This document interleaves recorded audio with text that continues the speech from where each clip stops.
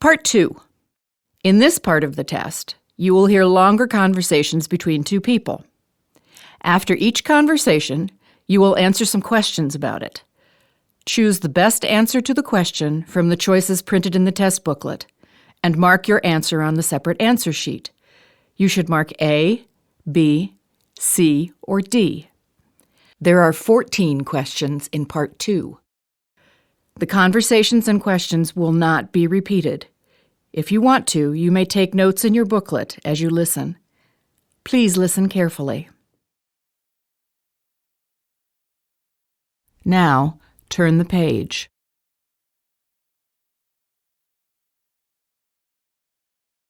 Numbers 20 to 23. Listen to a conversation in a store. What can I help you with today? Well, I just moved to town and I need to get a lot of things. Sofa, kitchen table and chairs, some lamps. The only thing I don't need is a bed. Okay, why don't we take it one room at a time? Let's start with the kitchen.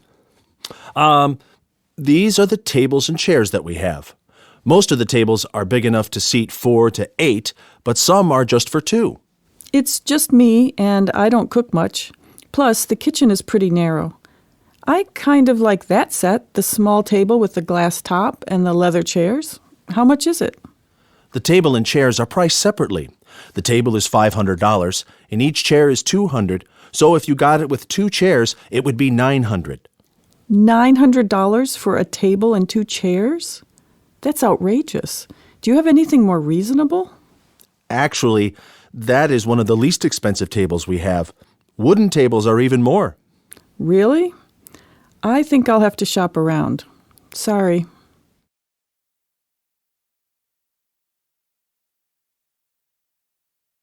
Number 20. What does the woman want to do?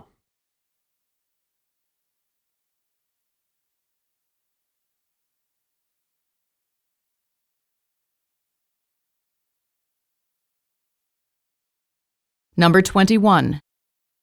Why does the woman mention cooking?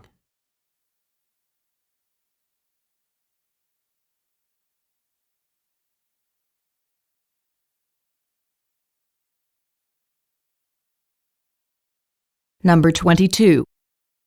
What does the woman think about the items in the store?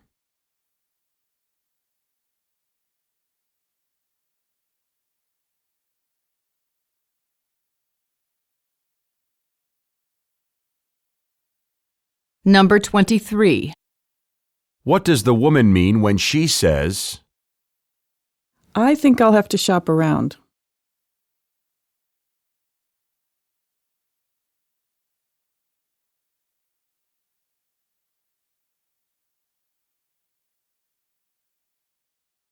Numbers 24 to 26. Listen to a conversation between a student and his tutor.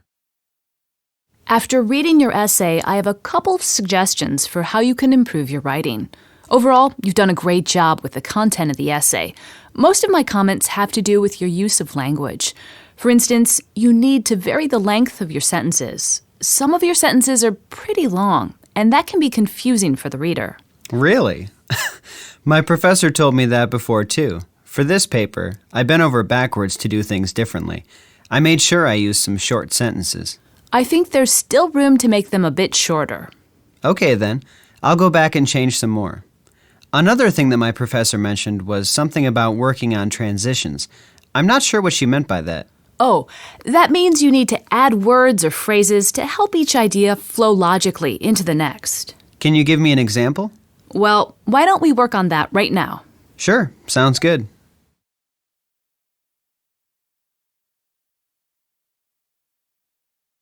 Number 24. What is the woman explaining?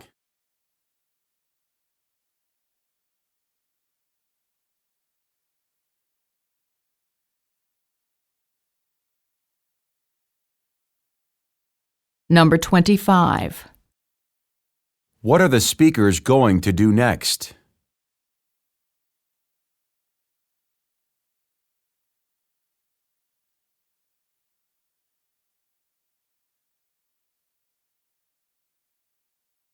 Number 26. What does the man mean when he says, I bent over backwards to do things differently.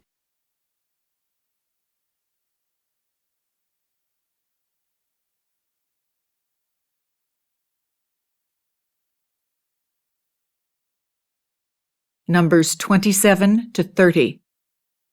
Listen to a conversation between two friends. Are you going to stay in the state after you graduate, or do you think you'll move elsewhere for work? I haven't decided yet. Once I graduate, I actually have to work for 2 years under supervision before I can get my official nursing license. So I may stay here since I'm close to family. Once you get your license, can you work anywhere? Or is it a state-by-state thing? Like, would you have to work for 2 years before getting licensed in another state? You only have to take a test for each state to practice there. But I'd rather not work for 2 years to get licensed here just to take another test elsewhere. Though, I guess it wouldn't be the end of the world. Luckily, the tests are pretty similar, so I would be able to pass pretty easily, I think, if I did decide I wanted to go somewhere else. Except California. They have a whole different system. Might be worth it, though. I lived there for a while. It's a beautiful state.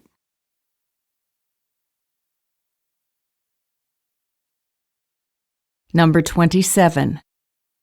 What does the woman still need to decide?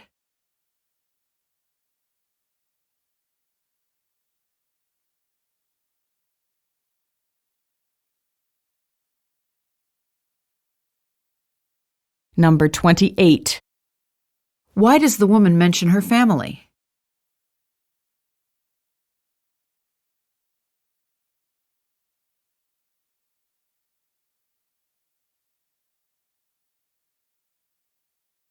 Number 29.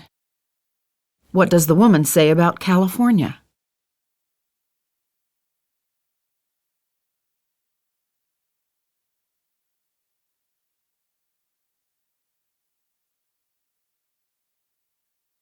Number 30. Listen to a part of the conversation again, then answer the question. But I'd rather not work for 2 years to get licensed here just to take another test elsewhere. Though, I guess it wouldn't be the end of the world. What does the woman mean when she says, Though, I guess it wouldn't be the end of the world.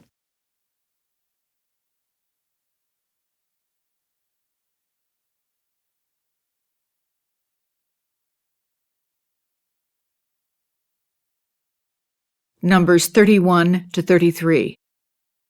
Listen to a conversation between friends. Hey, Julie. How's it going with that fitness class you started taking? It's a walk in the park, and I'm starting to see some results. Really? What's it like? Well, it's 1 hour per day, 3 times a week, starting at 8 p.m. Each class is different. One day we're running and doing exercises, the next time we're lifting weights. The instructor is really good, too. She's a former Olympic gymnast. You should give it a try. I wish I could, but I'm usually at the restaurant then to handle the evening rush.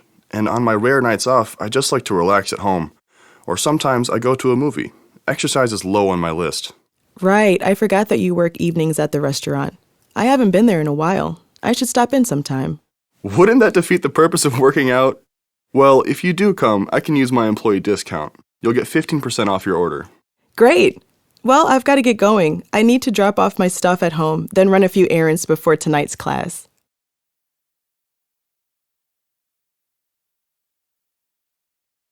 Number 31.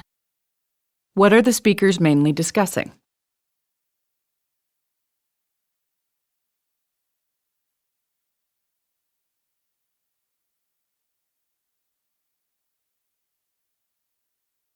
Number 32. What does the man do most evenings?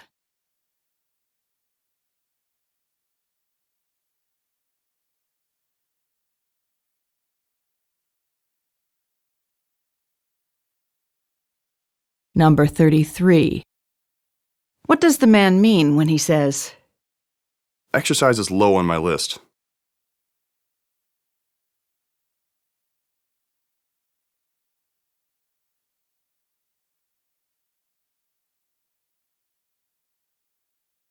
End of part 2.